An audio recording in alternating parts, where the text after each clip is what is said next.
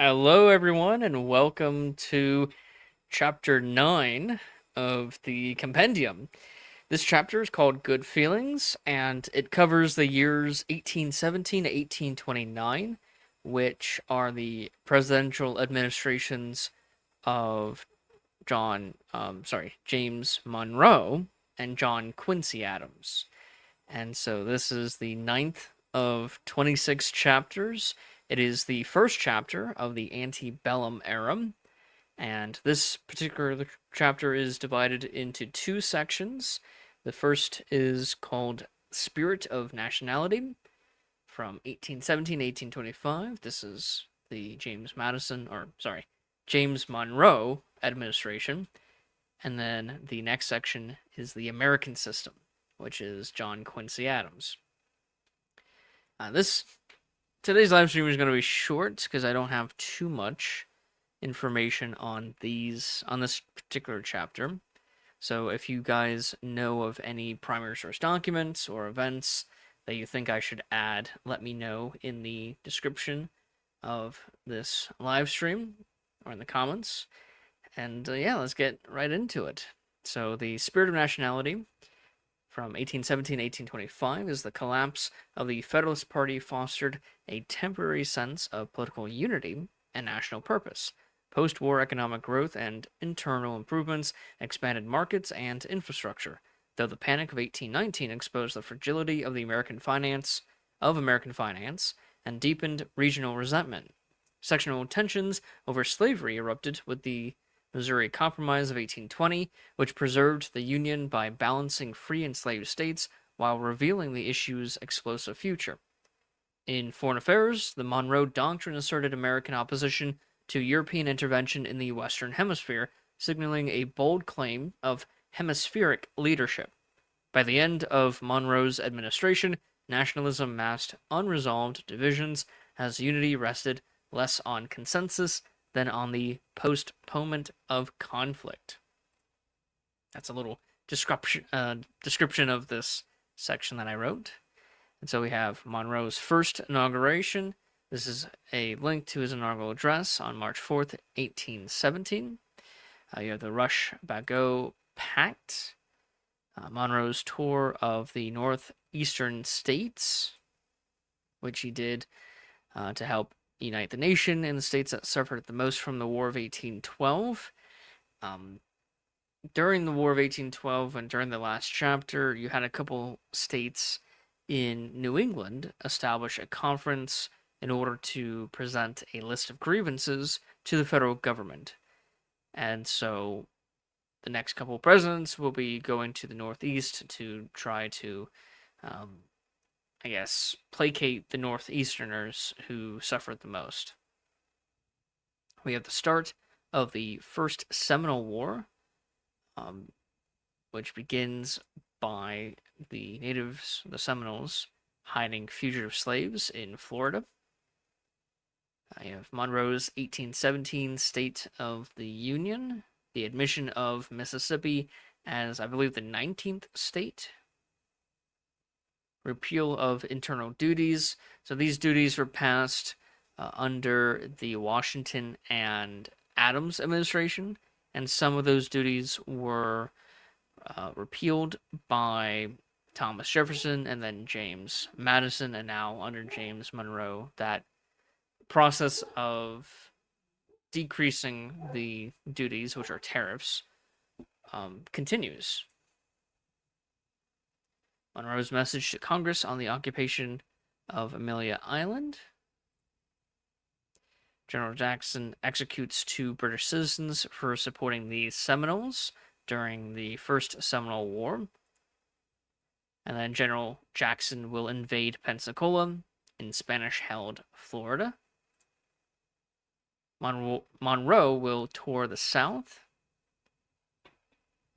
when it is prematurely ended when Monroe got a message of General Jackson's seizure of Pensacola. Connecticut finally makes its own state constitution of 1818. Prior to this, Connecticut was using its royal charter, the colonial charter, as its de facto state constitution, which is kind of interesting. And another state will be doing the same, Rhode Island. Rhode Island won't make their own state constitution until 1845 or 48. We'll get to that when we get to that. Let's see. Signing of the Anglo-American Convention. Monroe's 1818 State of the Union. Admission of Illinois.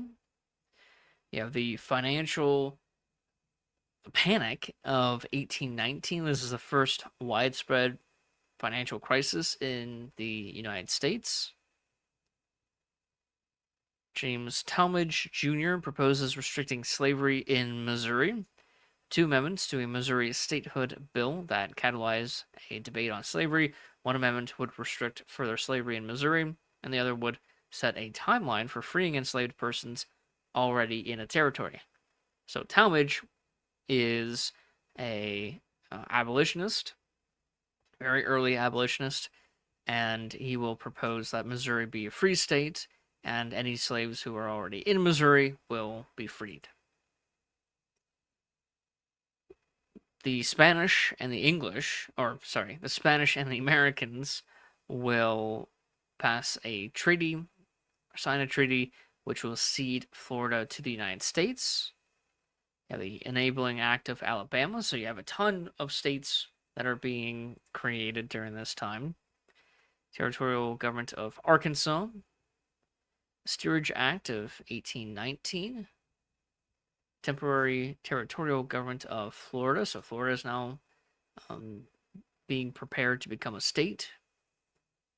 Civilizing Indian Tribes Act.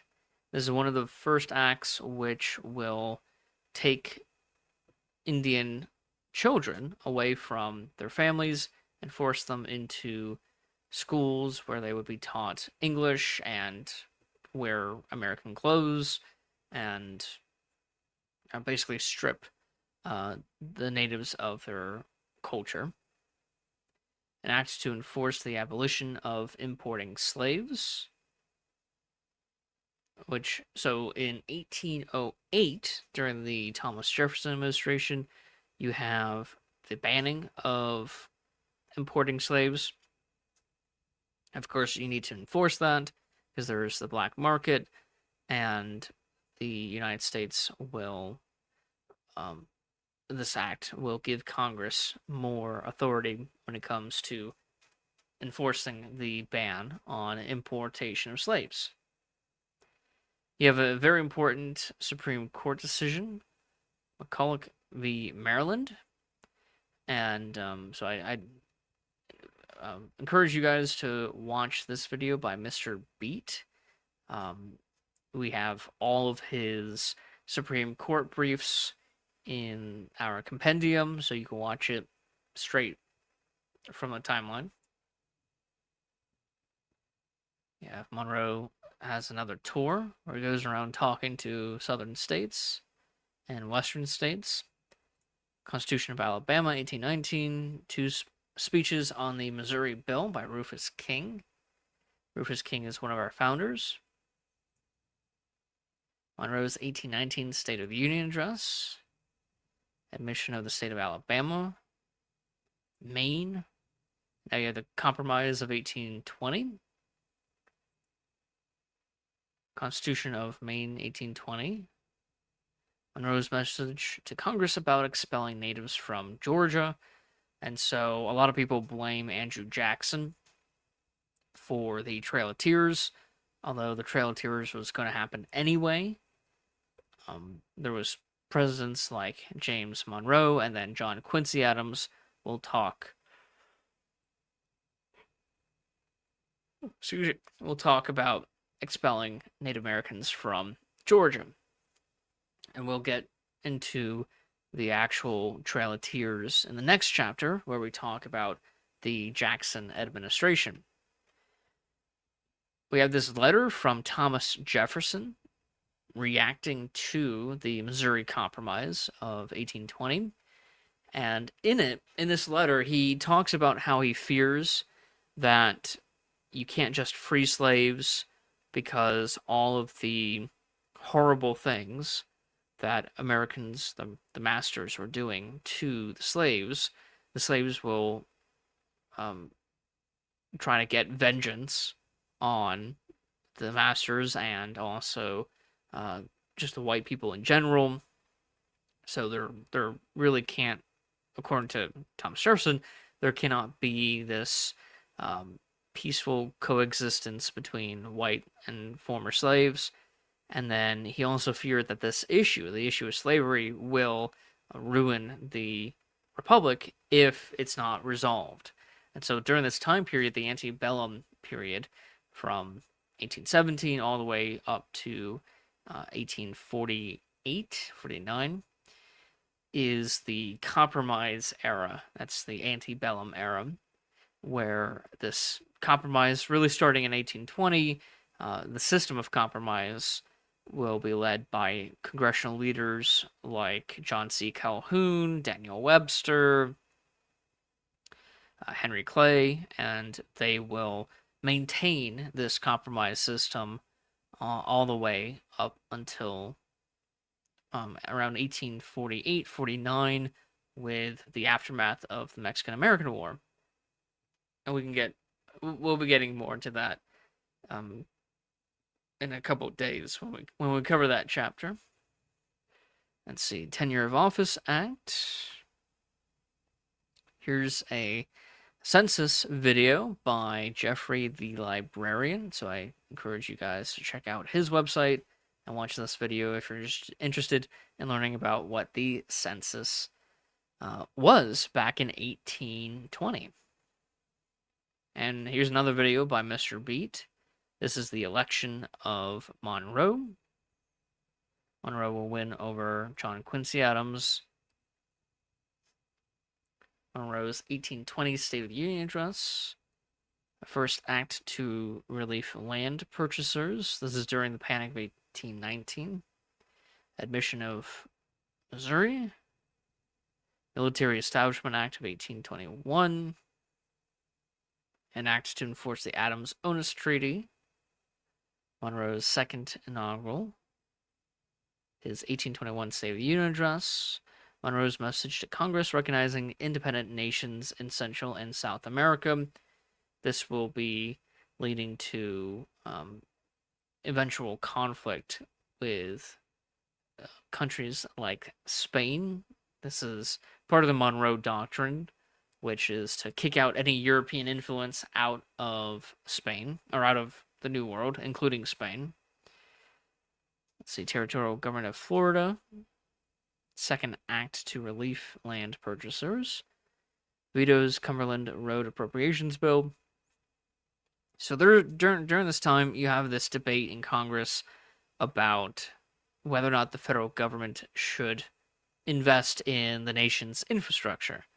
Like, at this time, building roads, building canals for boats, steamboats that are now becoming popular.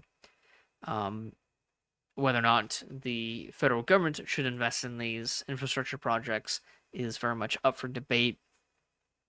The Southern Democrats are against this for the most part because they believe that because of the higher population in the North, and that the North had had more control over finance and money and commerce, that most of the infrastructure projects will be focused on the North, which will improve the North without improving the South. And so, whether or not this is an accurate argument is kind of confiscated because the North will invest in their own infrastructure, as you'll see pretty soon. And so the North is already building its own infrastructure, and they will get ahead commercially than the South. You also have geographic and population differences between the two sections of the country, where it makes more sense for the North to have more infrastructure. They have a higher population. Sure. And so that's part of the debate going on during this time. Proclamation of the treaty with France. Again, this is following the Napoleonic Wars for France and Europe, and then the War of 1812, which ends pretty much around the same time in 1815. And so there's still a lot of animosity between the Americans and the English and the French.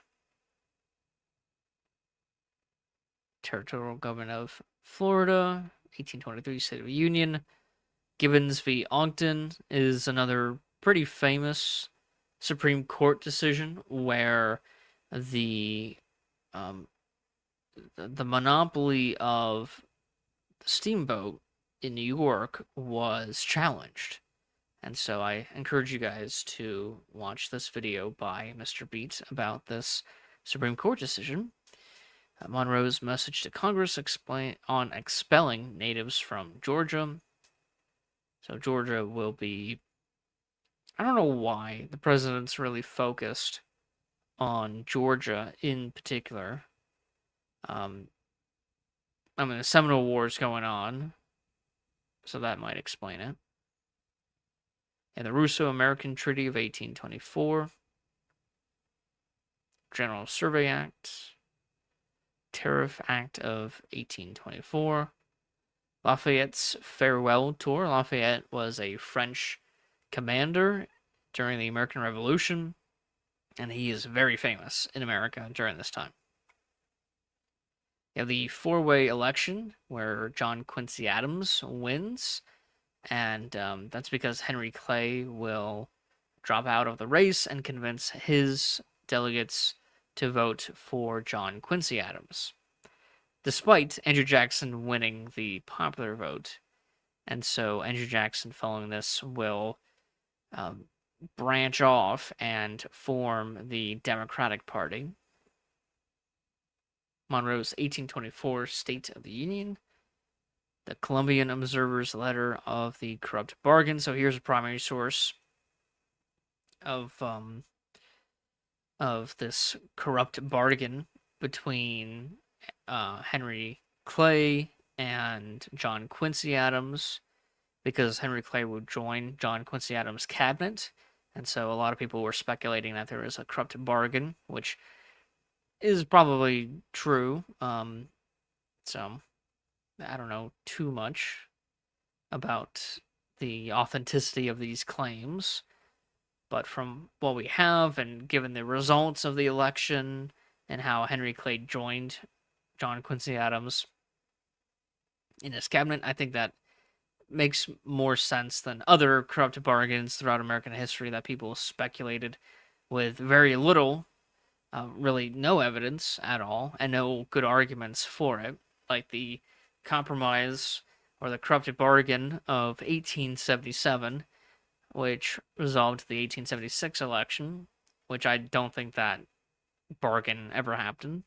So, because there's literally no evidence for it, but that's further down the line in the compendium.